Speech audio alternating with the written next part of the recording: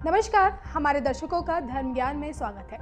कोविड-19 के खिलाफ छिड़ी जंग में पीएम मोदी की कोशिशों को जहां दुनिया के छोटे से छोटा और बड़े से बड़ा देश सराह रहा है, तो वहीं विपक्ष की ओर से आलोचनाओं का सिलसिला और विरोध खत्म होने का नाम नहीं ले रहा है।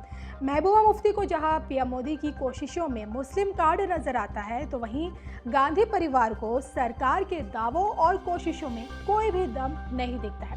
हालांकि आंकड़े ये बताने के लिए काफी हैं कि अगर 2 चरणों का लॉकडाउन नहीं हुआ होता तो देश में कोरोना संक्रमण की तस्वीर कुछ और ही होती। इस लड़ाई में देश के कर्म योद्धाओं ने भी पीएम मोदी का बराबरी का साथ दिया, तभी तो कभी सेना द्वारा उन पर फूल बरसाए जाते हैं, तो कभी देश की जनता उन्हें फूलों का हार पहनाकर उनके जज्बे को सलाम करती है।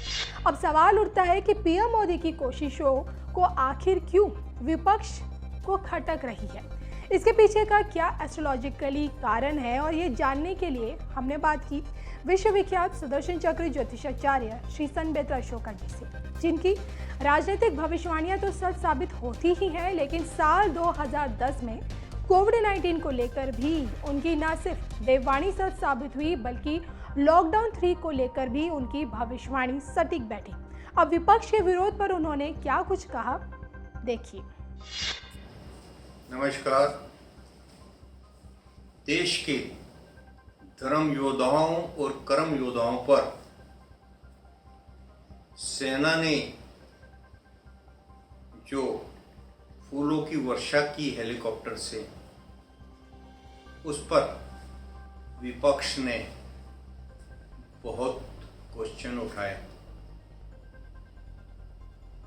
देश के धर्म योद्धाओं और कर्म योद्धाओं का फूलों से सम्मान करना, उनके गले में मालाएं डालना, उनके सम्मान में तालियां बजाना, उनके सम्मान में थाली बजाना, शंख बजाना और दीपक जलाना, इन सब के पीछे की जिन लोगों के पास सोच नहीं है, ऐसा क्यों किया गया, उसके लिए मैं थोड़ा सा आपको बताना चाहूँगा कि विपक्ष में रहने का मतलब ये नहीं है कि आपको हर चीज़ को अपोज करना है, हर जगह अक्सरी दिखानी है, हर जगह नेतागिरी दिखानी है कि ये हर चीज़ में गलती निकालनी है। और जो काम देश के प्रधानमंत्री माननीय मोदी जी कर रहे हैं, उसके पीछे की सोच हर एक व्यक्ति की समझ में नहीं आती। देखिए, हमारे धर्म योद्धा और कर्म योद्धा जिस तरीके से 24 घंटे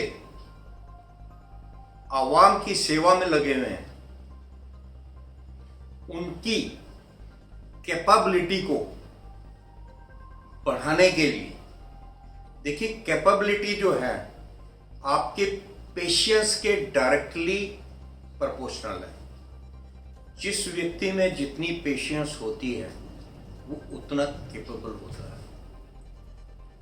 आप चाहे फौज है, चाहे आपका हमारे जो धर्म योद्धा और कर्म योद्धा है, उनमें एक पेशेंस के कारण ही वो लोग घरों से दूर हैं। और पेशेंस जो है, पेशेंस और फ्रस्ट्रेशन के बीच में एक रिश्ता है। फ्रस्ट्रेशन पेशेंस के इनवर्सली प्रोपोर्शनल है। इसलिए आप अगर परेशान होते हैं तो आपको अपना फ्रस्ट्रेशन लेवल हमेशा चेक करते रहना चाहिए। तो आपको कैपेबिलिटी बढ़ाने के लिए पेशेंस चाहिए, और पेशेंस को बढ़ाने के लिए आपका फ्रस्ट्रेशन लेवल कम होना चाहिए। इस टाइम विपक्ष में जितने भी लोग मोदी जी के कार्यकलाप पे, सरकार के कार्यकलाप पे किसी भी तरीके से किसी भी लेवल का नेता जो उंगली उठा रहा है, they people are badly frustrated. Frustration जो है इसको हमेशा आपको चेक करते रहना चाहिए। और फ्रस्ट्रेशन जो है, फ्रस्ट्रेशन को जो कम करता है, मतलब फ्रस्ट्रेशन को अगर आपको कम करना है तो उसके लिए आपको एप्रिसिएशन चाहिए। एप्रिसिएशन एंड मोटिवेशन, ये दोनों ऐसी चीजें हैं, अगर आप किसी तरीके से फ्रस्ट्रेटेड हो जाते हैं, अगर आपको अप्रिशिएट कर दिया जाए, आपको मोटिवेट कर दिया जाए, तो आपका पेशेंस का लेवल बढ़ता है, और पेशेंस बढ़ती है तो आपकी कैपेबिलिटी बढ़ती है, काम करने की क्षमता बढ़ती है।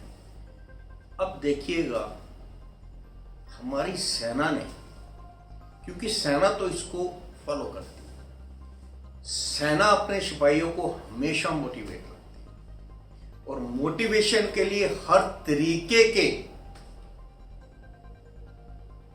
उपाय किए जाते हैं।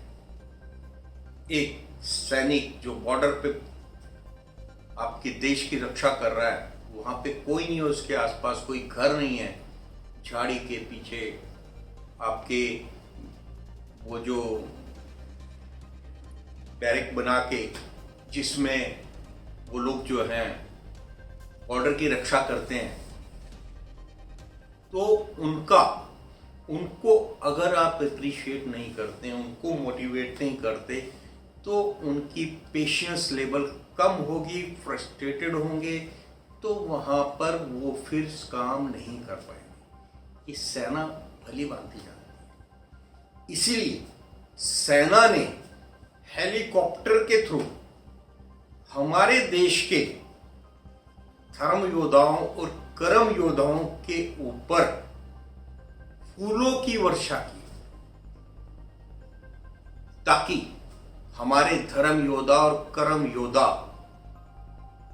मोटिवेटेड रहें। उनको सम्मान दिया, उनको अप्रिशिएट किया, उनको मोटिवेट किया, और विपक्ष में रहने वाले लोगों ने इस पे भी उंगली उठाई कि ये हेलीकॉप्टर अगर मजदूरों को अपने घरों तक लाने के लिए यूज किए जाते तो ज्यादा बेटर था। देखिए, मजदूर अगर घर पहुंच भी जाते हैं, अगर देश के धर्म योद्धा और कर्म योद्धा मोटिवेटेड नहीं है, उनका पेशेंस लेवल डाउन हो जाता है, उनके काम करने की कैपेसिटी और कैपेबिलिटी कम होती है, तो आप लोगों को कोरोना से कैसे लड़ोगे, कैसे बचोगे, इसको जरा ध्यान से सोचें। अपोजिशन में रहने का मतलब ये नहीं है कि आप हर चीज को अपोज करो। आप लोगों को हृदय से आर्मी के कार्य को और इस कष्ट की घड़ी में देश के प्रधानमंत्री माननीय मोदी जी जो कार्य कर रहे हैं, 24 घंटे ही इज ऑन ड्यूटी, सिर्फ देश में नहीं विदेश में भी उनका लोग लोहा मान रहे हैं कि is a very capable person. उनमें नुकसान निकाले, इकट्ठे होके अगर कार्य अच्छा होता है तो you should also appreciate that, क्योंकि आप देश के नागरिक हैं। देश पहले है, पक्ष विपक्ष बाद में। नमस्कार।